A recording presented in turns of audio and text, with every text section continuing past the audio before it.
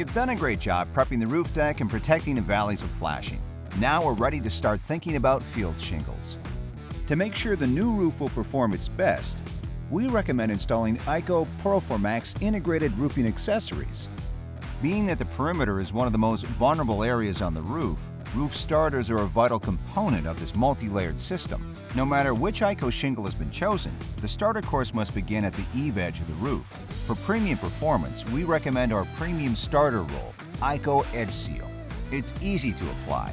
First, always ensure that the roof surface is clean and dry to ensure good adhesion. At the eave, apply EdgeSeal over the drip edge. Properly position the EdgeSeal flush with or up to a 1/4 inch overhanging the outer edge of the drip edge metal. With the EdgeSeal in place, carefully remove the bottom release film and apply firm pressure along the length of the roll.